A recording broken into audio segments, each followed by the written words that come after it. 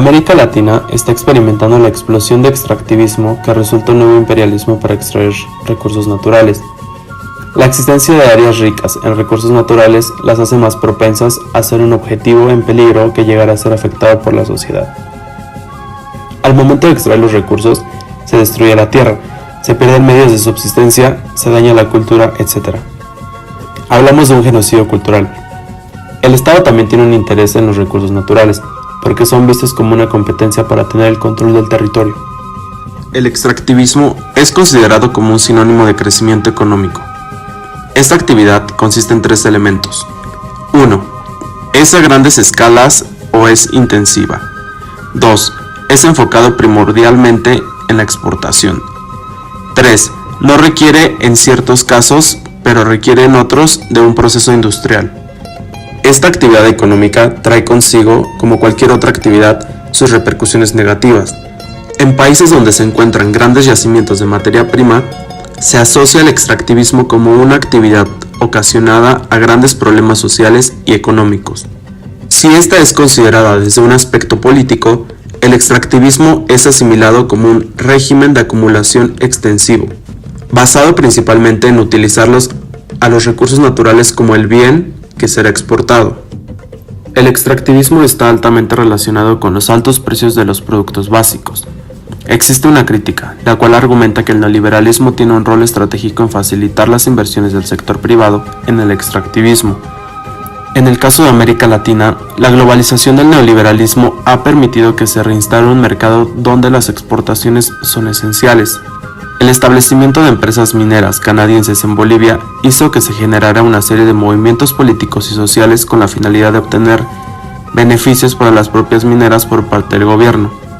Cabe destacar que el poder no solo ha sido ejercido por medios militares, sino también se ha empleado otros métodos de presión como la implementación de empresas extranjeras en América Latina para experimentar los métodos políticos y económicos de la hegemonía estadounidense. En América Latina hay regulaciones que aceptan la participación para extraer recursos naturales por los intereses nacionales. En Bolivia esas regulaciones son ambiguas y las leyes suelen ser contradictorias. Bolivia aloja una gran cantidad de recursos naturales ubicados en los bosques tropicales. No obstante, la oportunidad de un crecimiento económico y desarrollo no ha sido fácil por razón de las luchas de poder.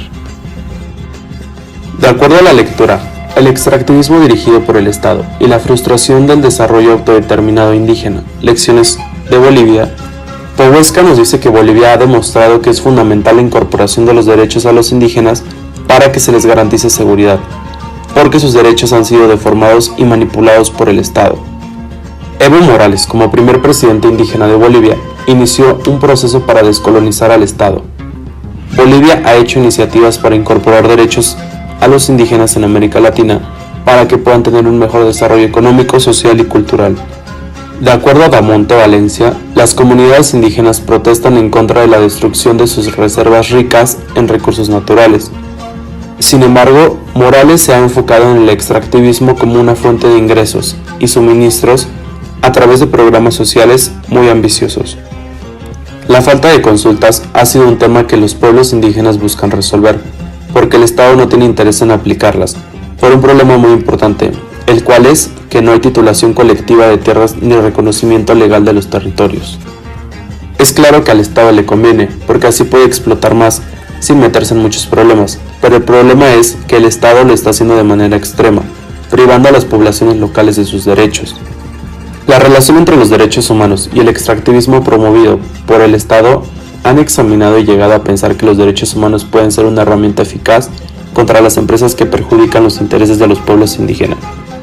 El Estado puede ser considerado como el obstáculo más fundamental en la implementación de los derechos favorables al desarrollo autodeterminado de los pueblos indígenas, especialmente en términos de cultura política, así como las relaciones entre el Estado y la sociedad históricamente desarrolladas.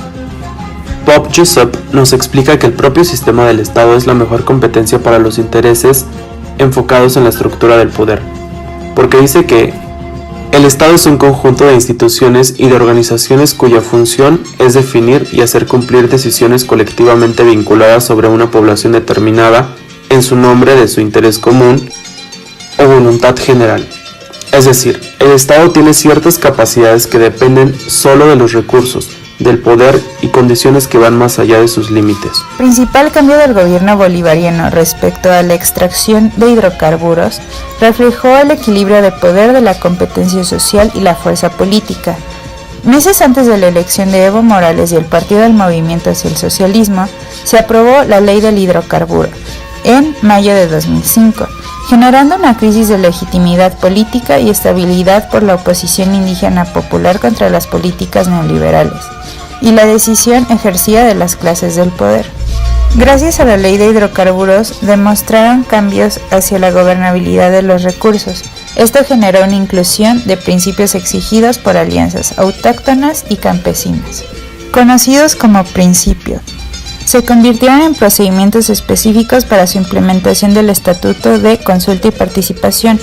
Esto obligaba a las empresas de hidrocarburos a obtener el consentimiento libre, previo e informado de los grupos indígenas afectados para todas las actividades de sus comunidades o territorios, creando comités de monitoreo socioambiental para evaluar y supervisar los impactos resultantes de las operaciones de hidrocarburos. De acuerdo con Andrucci, la integración de los derechos en el marco legal para el hidrocarburo y la extracción fue el resultado de un importante cambio en el equilibrio social del poder en Bolivia, por lo cual la lucha popular indígena ha forzado a las élites neoliberales y transnacionales del capital defensivo. La disputa del gas natural fue percibida como un símbolo de despojo de Bolivia, llevado a cabo por intereses del extranjero con ayuda de las élites nacionales. El control mayor sobre el proceso de extracción fue considerado cada vez más amenazador a la viabilidad de los recursos basados en la acumulación. Las empresas de aceite y gas operativo en Bolivia fueron presionadas por el gobierno a protección de la ley de hidrocarburo y los derechos indígenas territoriales. A pesar de que el gobierno de Bolivia tenga una ideología enfocada en ir en contra del neoliberalismo a través de políticas nacionalistas, la realidad que se refleja es diferente. Las políticas implementadas por el Estado y el discurso oficial del mismo gobierno se contradicen. Los objetivos gubernamentales para alejarse de las actividades extractivistas por medio de la diversificación de actividades productivas, el fortalecimiento de la economía de las clases populares, campesinas e indígenas, apegándose a las normas de respeto a la naturaleza nacional, han sido fútiles. El Estado ha continuado e incluso incrementó sus actividades extractivistas, en virtud de que durante los últimos 12 años se ha presentado un auge en la demanda global por recursos naturales renovables y no renovables, situando a los países que poseen estos recursos en el foco de atención. Y para cumplir con esta demanda se han violentado los derechos colectivos de los pueblos indígenas.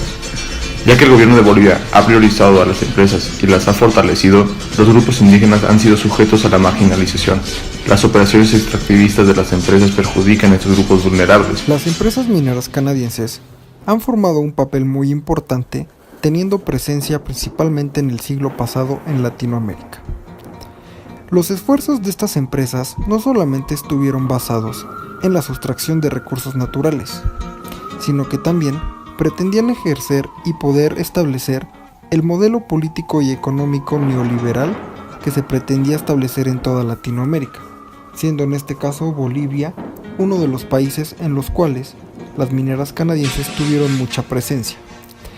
Estos esfuerzos estuvieron disfrazados muchas veces por programas sociales, los cuales solamente pretendían reforzar esta forma de pensamiento y ejercer presión al gobierno boliviano.